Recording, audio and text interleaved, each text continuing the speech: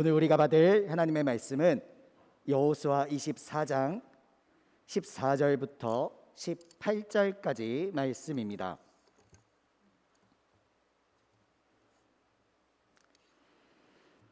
그러므로 이제는 여호와를 경외하며 온전함과 진실함으로 그를 섬기라. 너희의 조상들이 강 저쪽과 애굽에서 섬기던 신들을 치워버리고 여호와만 섬기라. 만일 여호와를 섬기는 것이 너희에게 좋지 않게 보이거든 너희 조상들이 강 저쪽에서 섬기던 신들이든지 또는 너희가 거주하는 땅에 있는 아모리 족속의 신들이든지 너희가 섬길 자를 오늘 택하라. 오직 나와 내 집은 여호와를 섬기겠노라 하니 백성이 대답하여 이르되 우리가 결단코 여호와를 버리고 다른 신들을 섬기기를 하지 아니하오리니 이는 우리 하나님 여호와께서 친히 우리와 우리 조상들을 인도하여 애굽 땅 종되었던 집에서 올라오게 하시고 우리 목전에서 그 큰 이적들을 행하시고 우리가 행한 모든 길과 우리가 지나온 모든 백성들 중에서 우리를 보호하셨음이며 여호와께서 또 모든 백성들과 이 땅에 거주하던 아모리 족속을 우리 앞에서 쫓아내셨음이라. 그러므로 우리도 여호와를 섬기리니 그는 우리 하나님이심이니이다 하니라. 이는 살아계신 하나님의 말씀입니다. 아멘. 이 시간 한임 목사님께서 나오셔서 믿음의 가정이라는 제목으로 말씀 선포해 주시겠습니다.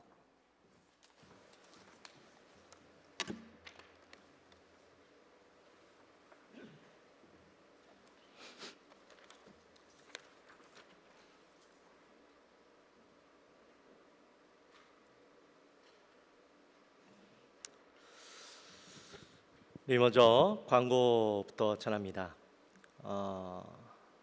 우리 5월 29일 날 피로회복 캠페인이 있습니다. 우리 작년에 했던 것처럼 헌혈하는 그런 행사인데요. 이번에는 특별히 광고 보신 것 같이 소아암 아이들을 돕는 일에 함께 연결해서 사역을 합니다. 29일 날 한마음 혈액원에서 저희 교회에 오셔서 헌혈을 해주십니다. 그래서 부탁드리는 것은 우리 30명의 인원을 채워야 됩니다. 헌혈하는 인원 30명이 아니라 헌혈 하겠다라고 결단하신 분 30명. 그날 컨디션 때문에 안 좋아지셔서 못 하셔도 상관없습니다. 최소한 30명을 우리가 명단을 보내야 거기에서 이제 올 수 있는 그런 조건들이 되어진대요. 그래서 우리 부탁드리는 것은 1층 교육자 사무실 앞에 가면 헌혈자 명단이 있습니다. 여러분 내가 헌혈하겠다라고 이렇게 마음 먹으시고 거기에다 사인을 해주시고 이름 적어주시면 일단 그걸 보내서요 30명이 넘었다 하면 그 사람들이 올 수 있는 자격이 주어지니까 여러분 되도록이면 꼭 내가 뭐 할 수 있을 것 같다라는 생각만 드시면 다 이름을 적어주십시오. 그날 못 하셔도 상관없습니다. 그래서 헌혈차가 오는데 헌혈하시는 분들이 오시는데 우리가 조건을 채워야 되니까 꼭 그렇게 동참해 주시기를 부탁드립니다. 그리고 성경 암송 대회가 6월 5일 날 있습니다. 우리 많이들 하고 계신 줄 믿습니다. 네, 두려움 없이 나 머리가 나빠서 도저히 안 외워져 그런 분도 상관없습니다. 도전해 보십시오. 도전하는 것과 도전하지 않는 것과 차이는 큽니다. 여러분 말씀을 암송하는 일에 즐거움이 있게 되시기를 주님 여러분 축원합니다. 그래서 꼭 도전하셔서 많은 분들이 함께 할 수 있었으면 좋겠습니다. 그리고 6월 10일부터 11일까지 주친기가 있습니다. 주님과 친밀한 기도 시간이라고 해서 우리가 금요일 날 금요철에 나오긴 하지만 이번에는 힐링의 시간, 자연 속에서 좋은 자연 경관 속에서 우리가 하나님 앞에 정말 인격적인 1대1의 관계를 가지는 그런 기도 시간을 우리가 가지려고 합니다. 그러니까 여러분 많이들 신청해 주셔서 좋은 오륜 빌리지라는 곳에 갔다 왔는데요. 너무 좋습니다. 자연 경관도 좋고 시설도 너무 좋고 그래서 여러분들 휴식을 위해서 가셔도 좋고 또 기도하시기 위해서 가셔도 좋습니다. 여러분 꼭 많이들 참석하셔서 좋은 시간들, 힐링의 시간들, 은혜의 시간들 누렸으면 좋겠습니다. 가족들이 함께 가셔도 상관없습니다. 굉장히 넓은 좋은 곳입니다. 우리 옆에 분들과 한번 인사할까요? 믿음의 가정을 세웁시다.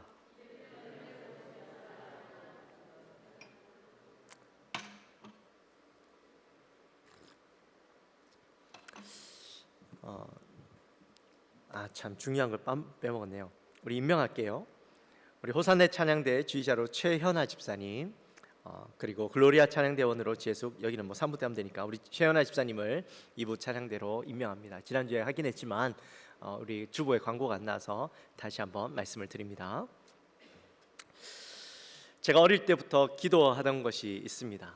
하나님, 나중에 믿음의 가정을 이루게 해주십시오. 남들에게 본이 되어지는 그런 믿음의 가정을 이룰 수 있게 해주십시오. 그렇게 기도했었습니다. 믿음 좋은 사람과 만나서 결혼해서 같이 열심히 신앙생활하고 또 열심히 교회를 섬기는 그런 가정이 되었으면 좋겠습니다. 그렇게 기도를 했었는데, 어린 마음에 믿음의 가정은 믿음 좋은 사람과 결혼하면 그게 믿음의 가정을 이루는 것인 줄 알았습니다. 일주일에 한 번씩 가정 예배를 드리고 또 아이들에게 성경을 읽어주고 늘 집에서 찬양이 흘러넘치면 그 가정은 믿음의 가정이다, 그렇게 생각을 했습니다. 물론 그게 믿음의 가정의 모습이긴 하죠. 뭔가 겉으로 봤을 때 정말 믿음 좋은 가정의 모습처럼 보여집니다. 근데 나중에 제가 목사가 되고 나서 거기에 중요한 게 하나 빠져 있었구나 하는 것을 깨닫게 되었습니다. 믿음 좋은 사람들이 만나서 이루는 가정이 믿음의 가정이 아니라는 거예요. 그렇다면 믿음의 가정은 뭘까요? 어떤 건축가가 이런 이야기를 했습니다. 우리 한국 건축에는 주택을 짓는데 중심이 없다. 한국 주택에는 중심이 없다라는 거예요. 이게 무슨 말인가 해서 봤더니, 서양 사람들은 주택을 지을 때 그 중심에 fireplace, 벽난로가 늘 있답니다. 그래서 이 벽난로를 중심으로 해서 사람들이 삶을 살아가고 이렇게 지내게 된다라는 거죠. 또 일본 사람들은 도코노마라고 해서 집을 지을 때에 방바닥보다 조금 더 높게 지어서 거기에다가 중요한 물품들, 또 기념비적인 것들, 또 어떤 신적인 것들, 신성한 물품들을 거기다 놓아놓고 또 액자 같은 것들을 걸어 놓아놓고 이제 거기를 중심으로 해서 살아간다라는 거죠. 근데 우리나라는 마땅히 중심이 되는 것이 없다라는 겁니다. 집에. 제가 그래서 곰곰이 생각해 봤습니다. 진짜 우리나라는 집에 중심이 되는 게 없나 가만히 생각해 봤더니 우리나라의 중심이 되는 건 TV구나. 그죠? 가장 중심에 TV가 있잖아요. TV를 중심으로 해서 모든 게 생활되는 것 같았어요. 그래서 우리나라는 TV인가 생각을 해봤더니, 또 요즘에는, 옛날엔 TV였는데 요즘에 TV도 아닌 것 같아요. 요즘 TV 집에 계신 분들은 TV 보시겠지만 젊은 사람들은요 TV 잘 안 봅니다. 전부 다 휴대폰으로 보죠. 태블릿으로 보고. 그러면 이것도 우리의 중심이 아닌가 보다, 그런 생각이 들었습니다. 근데 그 건축가가 그러면서 우리나라에도 뭔가 중심이 되는 것이 있었으면 좋겠다라고 그렇게 말하는 겁니다. 굉장히 흥미로운 그런 이야기였습니다. 그런데 이야기를 가만히 읽으면서 그런 생각이 들었습니다. 주택의 중심에 뭐가 있느냐, 그것도 중요하겠지만 그보다 더 중요한 것은 이 가정의 중심은 뭐냐, 뭐가 있느냐 하는 것이란 거죠. 여러분의 가정의 중심은 뭐가 있습니까? 오늘 본문은 이 가나안 정복 전쟁을 끝내고 가나안 땅에서 새롭게 자리를 잡고 살아가게 될 준비를 하고 있을 때였습니다. 하나님께서 약속하신 땅, 수백 년 동안 조상들이 그렇게 꿈에도 그리고 가고 싶어 했던 그 땅, 젖과 꿀이 흐르는 땅, 모든 것이 풍성한 땅, 이런 땅에서 살아가게 될 그 삶이 얼마나 기대가 되었겠습니까? 더 이상 떠돌이 생활하지 않아도 되고 안정된 삶을 가지고 이제 영원토록 이 자리에서 살아갈 수 있게 되었다라는 그 기대감이 잔뜩 있을 때에 오늘 여호수아가 모든 이스라엘 백성들을 세겜으로 불러 모읍니다. 그리고 옛날 이야기를 쭉 하게 되죠. 아브라함 때부터 시작해서 야곱과 요셉을 거쳐서 이제 애굽때 어떠한 삶을 살았고 어떻게 출애굽하게 되었고 어떻게 홍해를 건너게 되었고 또 광야에서 40년 동안의 삶은 어떠했고 이제 그 광야에서 요단강을 건너 가나안 정복 전쟁에 대한 이야기까지 모든 이야기들을 쭉 풀어놓는 거죠. 어떻게 보면 새로운 삶을 앞둔 이스라엘 백성들에게 있어서 과거 이야기는 힘든 이야기, 또 고생스러웠던 이야기, 그래서 별로 듣고 싶지 않은 이야기였을지도 모릅니다. 앞으로 우리 앞에 새로운 삶들이 펼쳐져 있는데 뭔가 긍정적인 이야기, 뭔가 희망적인 이야기를 하면 좋을 텐데 왜 굳이 과거 이야기를 하느냐라는 생각이 들지도 모르죠. 그런데 그 과거들을 상기시키면서 여호수아가 이렇게 이야기하는 거예요. 14절 말씀입니다. 우리가 같이 한번 읽어볼까요? 그러므로 이제는 여호와를 경외하며 온전함과 진실함으로 그를 섬기라.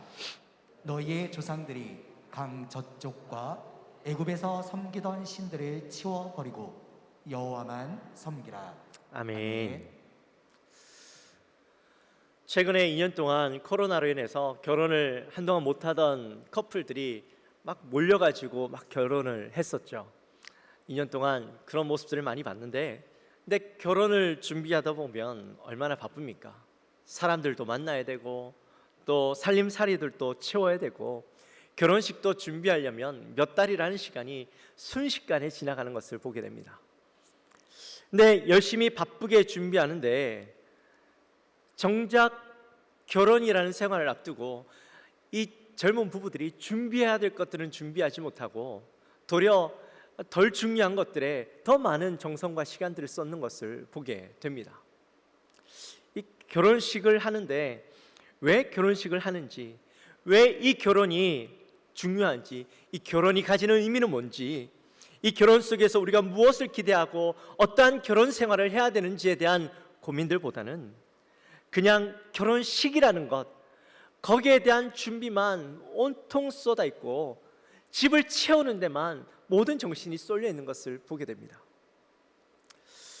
물론 결혼식 중요하죠. 그동안 서로 다른 삶을 살아왔던 두 사람이 한 가정을 이루는 것, 기념비적인 일이고 이날 우리가 잘 살겠습니다라는 의미로 어른들에게 또 많은 사람들에게 이쁜 모습, 좋은 모습, 그날 최고의 신부가 되어지고 최고의 신랑이 되어져서 모든 사람들의 마음을 즐겁게 해주는 것 중요합니다. 그런데요, 결혼식은 잠깐이에요. 1시간도 안 되는 결혼식에 많은 에너지와 정성을 쏟는데 정작 그 뒤에 있는 오랜 기간 동안 결혼 생활을 해야 되는데 그 결혼 생활에는 준비가 미흡한 모습을 보게 된다는 것이죠. 여러분, 결혼해 보신 분들은 잘 아실 겁니다. 결혼식보다 더 힘든 게 뭡니까? 결혼하고 서로 다른 사람이 함께 맞춰져 간다는 게 얼마나 힘든 겁니까? 이해해야 될 부분들도 너무 많고요.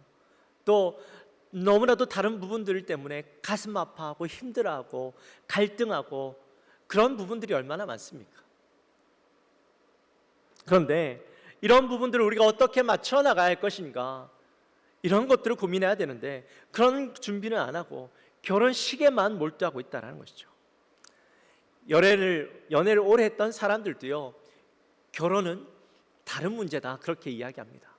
서로에 대해서 잘 안다라고 생각했는데 같이 살아가면서 겪는 그 갈등은 또 다른 문제로 다가온다는 것이죠. 그래서 결혼하기 전에 우리 가정은 어떤 가정이 될지, 어떻게 우리가 서로 함께 맞춰 나갈지, 우리의 중심은 뭐가 있을지, 뭐가 되어야 하는지 분명한 그림을 그려놓지 않으면 분명히 엄청난 그 갈등을 하나하나 다 겪어가면서 살아야 되는 것이죠. 지금 이스라엘 백성들도 이제 새로운 땅에서 새로운 삶에 대한 기대가 가득하지만 이 새로운 땅에서 살아갈 그 기대와 모든 것들을 새로 맞춰가기 위해서 분주한 모습뿐이지 정작 그 삶이 가지는 의미와 이 중심에 뭐가 있어야 할지는 제대로 바라보지 못하고 있었다라는 거예요.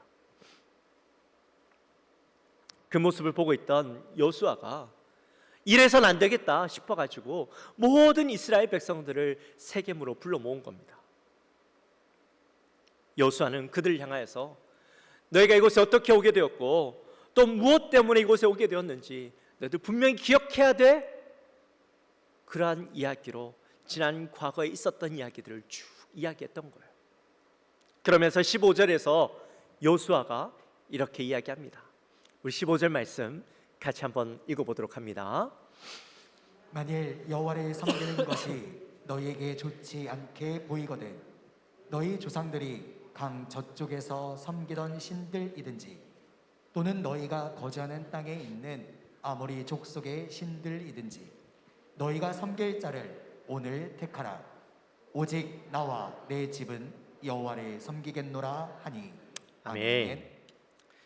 여호수아가 제일 염려했던 부분이 뭐냐면 분주하게 새로운 삶은 준비하지만 정작 중심을 잡지 못해서 그 새로운 환경 가운데 있는데 그곳에서 우상들에게 마음을 빼앗기고 또 마음의 쾌락적인 것들에 마음을 빼앗겨서 그 중심을 잃어버릴까.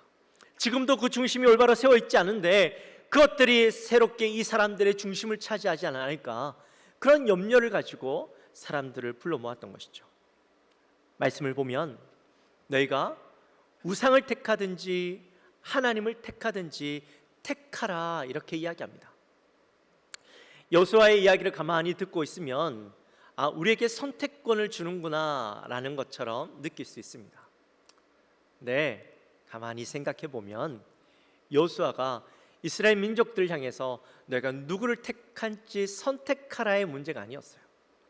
왜냐하면 그 앞에 여호수아가 역사 이야기를 했던 이유는 그 역사를 통해서 어떤 일이 있었는지 분명히 다시 한번 되새겼기 때문이죠. 어떤 일이 있었습니까?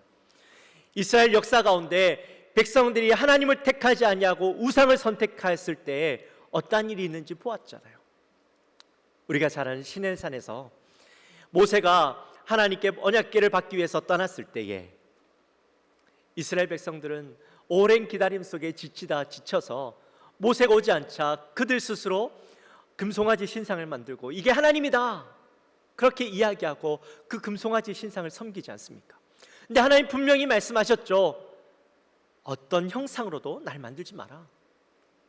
근데 그 하나님의 말씀을 어긴 채 자신들의 마음을 흡족하게 하기 위해서 우상을 세웠던 거예요. 우상을 세웠으니 어떻게 되겠어요? 하나님이 진노하시죠. 모세를 통하여서 그들을 다치게 만드십니다. 가나안 정복 전쟁을 할 때 첫 전쟁은 여리고성이었어요.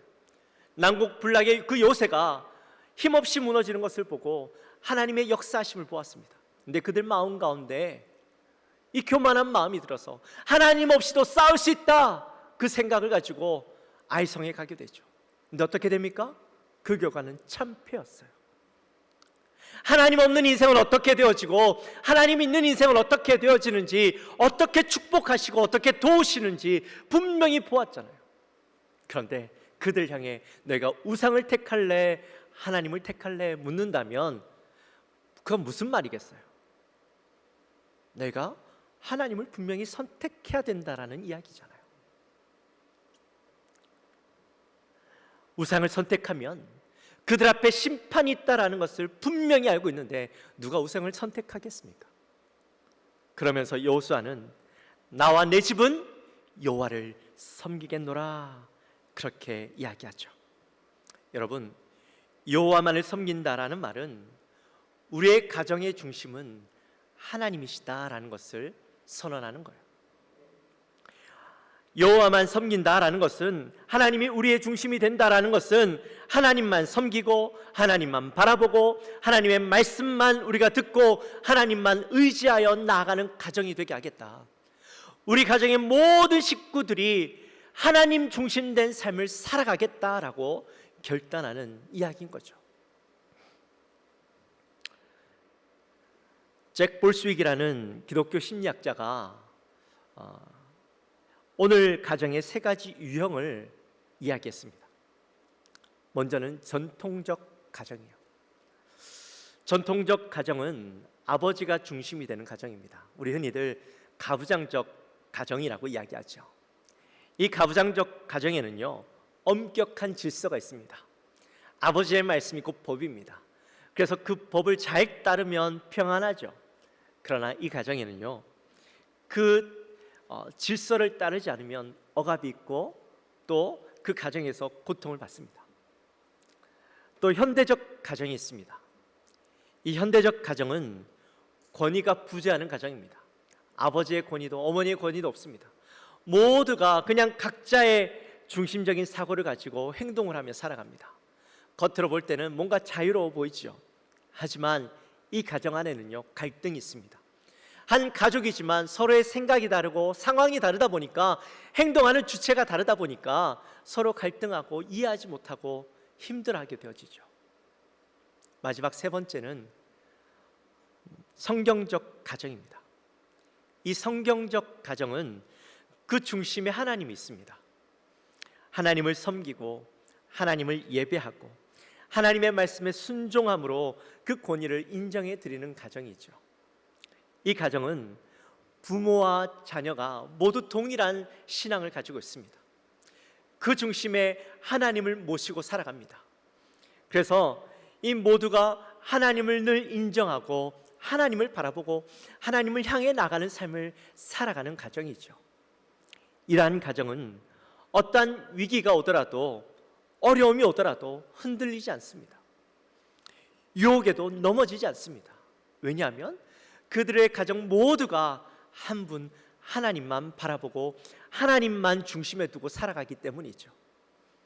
여호수아는 오늘 이 성경적인 가정을 이루도록 이스라엘 백성들을 향하여 말씀하고 있는 것입니다. 당시 가나안 땅에는 얼마나 많은 우상들이 있었는지 모릅니다. 다양한 우상들이 곳곳에 있었기 때문에 하나님을 섬기기로 결단하고 중심에 하나님이 분명히 있지 않으면 이 우상들에게 마음을 쉽게 빼앗겨버릴 수밖에 없는 환경들이었습니다. 여러분, 우상이라고 이야기하니까 우리의 눈에 보이는 우상, 뭔가 신의 형태를 갖추고 있는 우상만 우상이라고 생각을 하시죠. 그러나 우상은 성경에서 분명히 이야기합니다. 하나님보다 우선되는 것은 그게 다 우상이다, 그렇게 말씀하잖아요. 오늘날 우리 주위에 우상이 얼마나 많습니까? 부처만 우상입니까? 여기 앞에 오늘 아시는지 모르겠지만 여기 앞에 점집이요, 한 달 전에 문 닫았대요. 한편으로 안타깝긴 해요. 또 한편으로 참 감사해요. 어찌됐든 하나님 외에 다른 신들을 섬기는 것만 우상이 아니라 우리 주위에 있는 얼마나 많은 신들이 있는지 몰라요. 여러분, 공부가 우상이 되고요, 자녀가 우상이 되고, 직장이 우상이 되고, 학업이 우상이 되고, 요즘엔 젊은 사람들이 이 넷플릭스 좋아하잖아요. 밤낮 없이 넷플릭스 보고 있어요.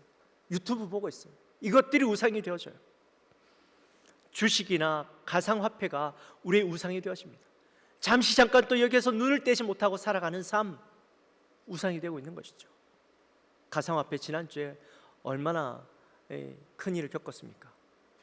보니까 아직도 회복이 되지 못하는 것 같아요. 어쩌면 여기 계신 분들 중에 가슴을 쓸어내리고 있는 분이 계실지도 몰라요. 여러분, 우리의 중심이 온전히 잡혀져 있지 않으면, 우리의 중심이 분명하지 않으면 우리의 마음을 빼앗길 수 있는 곳이 얼마나 많은지 몰라요. 그래서 여호수아부터 선포합니다.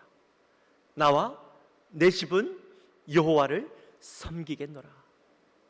하나님만 바라보고 하나님 중심된 삶을 살아가겠다, 그렇게 결단하고 선포하는 것이죠.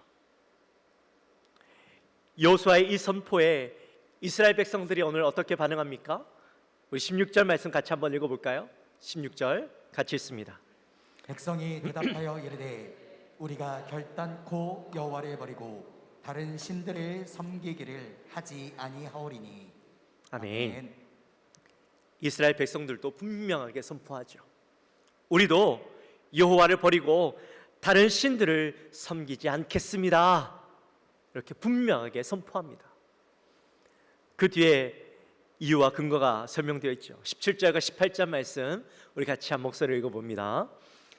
이는 우리 하나님 여호와께서 친히 우리와 우리 조상들을 인도하여 애굽 땅 종되었던 집에서 올라오게 하시고 우리 목전에서 그 큰 이적들을 행하시고 우리가 행한 모든 길과 우리가 지나온 모든 백성들 중에서 우리를 보호하셨음이니며 여호와께서 또 모든 백성들과 이 땅에 거주하던 아모리 족속을 우리 앞에서 쫓아내셨음이라. 그러므로 우리도 여호와를 섬기리니 그는 우리 하나님이심이니이다 하니라. 아멘. 이스라엘 백성들이 지난 역사를 통해서 하나님이 자신들을 어떻게 이끌어 주셨고 어떻게 인도해 주셨는가 분명하게 기억하고 있는 것을 보게 됩니다. 애굽에서 종살이 할 때에 그들이 얼마나 고통스러웠고 억압 가운데 살아갈 때에 하나님 앞에 부르짖었던 모습들. 근데 하나님 앞에 부르짖었을 때에 하나님께서 모세를 보내주셔서 우리를 어떻게 출애굽시켰는지, 우리에게 어떻게 자유를 허락해 주셨는지, 10가지 재앙을 통하여서 홍해를 건너는 사건들을 통해서 하나님의 하나님 되심을 우리가 어떻게 보았는지 그들이 고백하며 이제 우리도 다시 한번 우리의 중심에 하나님을 두고 살아가는 삶을 살겠습니다 결단하고 있다라는 것이죠. 이처럼 중심을 어디에 두느냐, 누구에게 두느냐 하는 것은 너무나도 중요한 일입니다. 여러분의 가정이 믿는 자가 함께 만나서 가정을 이루었다고 그 가정이 믿음의 가정이 되는 것이 아닙니다. 여러분의 가정의 중심에 하나님을 모시고 모두가 그 하나님을 섬기고 그 하나님을 바라보고 그 하나님을 예배하는 가정이 될 때에 그 하나님을 우리가 온전히 다 함께 고백하며 그 하나님 앞에 온전히 살아가겠다라고 결단하며 참 이 가정의 중심에 하나님을 모시고 살아갈 때에 그 가정이 참된 믿음의 가정이 될 수가 있는 거예요. 옛날에 유럽 북쪽에 이 해적들이 많이 있었습니다. 흔히 바이킹족이라고 부르죠. 북게르만 민족이 민족적으로 이 해적질을 하고 살았습니다. 작은 배를 타고 닥치는 대로 금은보화를 쓸어 담고 또 사람을 죽이고 여인들을 빼앗아서 자기 아내로 삼았습니다. 그런데 이 악랄한 바이킹족들이요, 몇 세대 만에 신앙이 철저한 신앙 중심으로 살아가던 이 청교도로 바뀌게 되는 것이죠. 어떻게 그러한 일들이 일어날 수 있는가? 그 이유는 바이킹들이 물건을 약탈하고 사람들을 약탈할 때 그 약탈했던 여인들이 바로 믿음의 여인들이었습니다. 그 믿음의 여인들을 아내 삼고 종으로 삼았는데 이 여인들이요, 바이킹족에게 끌려와서 비록 자기가 원하지 않는 삶을 살았지만 그 중심에 하나님 중심된 삶은 결코 놓치지 않았습니다. 하나님을 신뢰하고 하나님을 바라보는 삶, 그리고 자녀들을 낳고 그 자녀들에게 아버지의 어떤 삶을 가르치는 것이 아니라 믿음의 삶을 가르치기 시작했습니다. 말씀을 가르치고 기도하는 법을 가르치고 신앙적인 삶을 가르치고, 그렇게 했더니요, 이 자녀들이 해적질을 하는 것을 싫어하는 거예요. 온전한 믿음 안에서 자신의 삶을 개척해 나가기 시작하는데 몇 세대 만에 그 사람들이 철저한 신앙으로 살아가는 이 청교도들이 되었던 것이죠. 이처럼 사람이 살아가는 배경이 중요한 것이 아니라 새로운 삶을 살고 더 나은 환경과 조건 속에서 살아가는 것이 중요한 것이 아니라 어떠한 삶에서든지 그 삶의 중심에 하나님을 모시고 하나님 중심된 삶을 살아가기로 결단하고 그 삶을 살아가는 것이 더 중요하다라는 것입니다. 마지막으로 헨리 포드의 이야기를 하고 마치려고 합니다. 미국 자동차 왕 헨리 포드가요, 큰 기업을 이루어서 엄청난 성공과 부를 이루어내었습니다. 그리고 이제 늙어서 모든 것을 내려놓고 다시 자기 고향으로 돌아왔는데 얼마나 많은 부를 가진 사람입니까? 고향에 돌아와서 으리으리한 집을 지어서 그렇게 떵떵거리며 살 줄 알았는데 그냥 자그마한 집에, 초라한 집에서 이 노부부가 살아가는 겁니다. 그 모습을 보고 있던 사람들이 이렇게 이야기하는 것이죠. 아니, 당신의 집이 너무 작고 초라한 것 아닙니까? 아무리 그래도 화려하진 않더라도 그래도 삶을 편안하게 살 수 있을 만큼의 집을 지어야 되는 것 아닙니까? 그렇게 이야기했더니 포드가요, 미소를 띄우면서 이렇게 이야기하는 겁니다. 가정은 건물이 아닙니다. 비록 작고 초라하지만 이 집에 예수님의 사랑이 넘친다면 그곳이야말로 가장 위대한 집입니다. 사랑하는 성도 여러분, 여러분의 가정은 뭘로 채우고 계십니까? 화려한 것들, 좋은 것들로 채우려고 노력하며 살고 있지는 않으십니까? 네, 아무리 좋은 것, 아무리 화려한 것들로 집을 채운다 할지라도 그 가정에, 그 중심에 하나님이 없다면 아무런 소용이 없죠. 혹시 여러분의 삶 가운데 그러한 삶을 살아가고 있던 분들이 있다면, 나는 신앙이 있지만 이 가정에는 하나님 중심이 아닌 삶을 살아가고 있는 가정이 있다면 아무리 좋은 것 채우려고 노력하기보다 그 가정에 하나님을 중심을 두고 하나님을 바라보고 하나님만 의지하고 하나님만 경외하고 하나님만 예배하며 살아가는 그런 참된 믿음의 가정을 이루어가는 우리 영광교회 모든 성도님들의 가정이 되어지시기를 주님의 이름으로 축원합니다. 우리 시간 함께 찬양하며 나갑시다.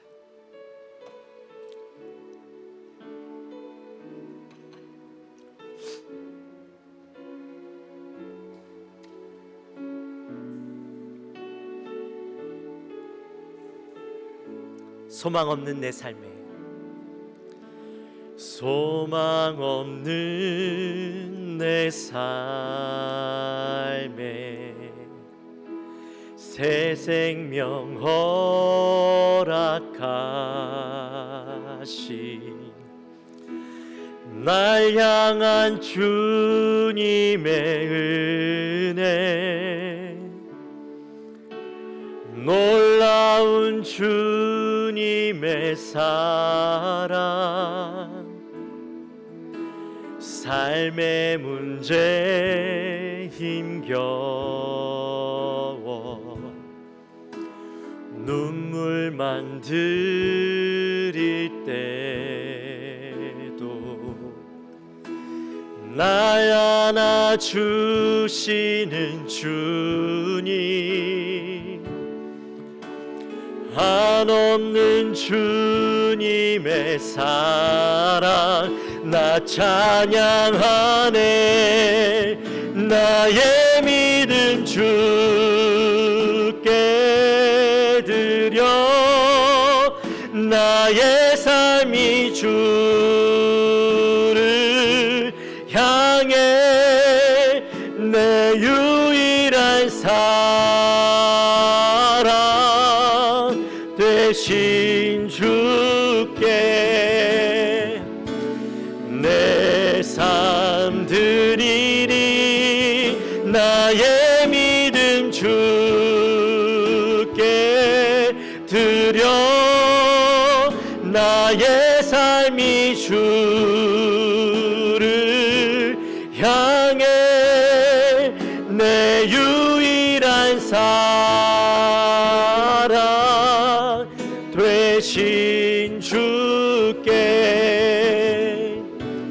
내 삶 드리리. 우리 다시 한번 고백하며 나갑시다. 소망 없는 내 삶에, 소망 없는 내 삶에 새 생명 허락하시 날 향한 주님의 은혜, 주님의 사랑, 삶의 문제 힘겨워 눈물만 흘릴 때도 날 안아주시는 주님, 한없는 주님의 사랑 나 찬양하네. 나의 믿음 주께 드려, 나의 삶이 주를 향해 내 유일한 사랑 되신 주께 내 삶 드리리. 나의 믿음 주께 드려, 나의 삶이 주를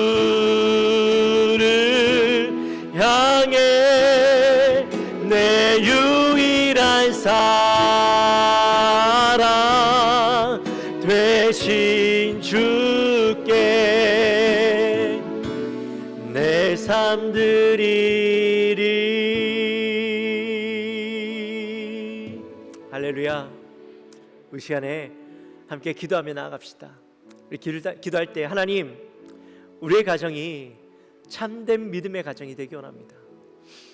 우리가 믿음의 사람들이 모여 있으면 그곳이 믿음의 가정이 되는 줄 알았습니다.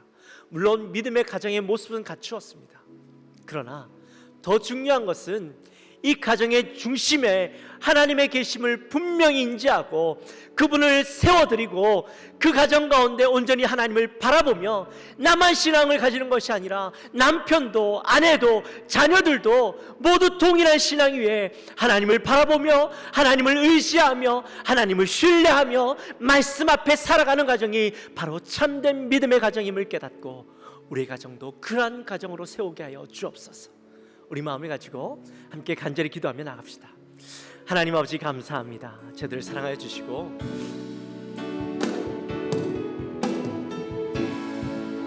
오늘 참된 믿음의 가정이 무엇인지 우리가 말씀을 통해서 함께 나누어 보았습니다. 하나님, 우리의 가정이 참된 믿음의 가정이 되어지기 원합니다. 은혜의 가정이 되어지기 원합니다. 하나님, 이 가정이 하나님 중심, 하나님의 은혜의 상태로 온전히 살아가며 하나님을 의지하며 하나님의 그 생각 가운데 말씀과 하나님의 뜻을 의지하여서 나아가는 모든 가정의 구성원들이 함께 그 신앙 앞에 온전히 서는 가정, 그 가정을 우리가 이루기 원합니다. 하나님, 우리의 삶 좋은 것 아무리 많이 부어져도 그 중심에 하나님이 없다면, 나의 마음에는 하나님이 있지만 우리의 자녀들의 그 중심에 하나님이 없다면 그것이 무슨 소용이 있겠습니까? 하나님 도우시옵소서. 우리의 가정 참된 믿음의 가정 세우게 하시고 하나님의 영광 바라보는 가정 될 수 있도록 주여 도와주시옵소서. 하나님, 우리의 마음을 주에 붙잡아 주시고 하나님을 바라보게 도와주시옵소서.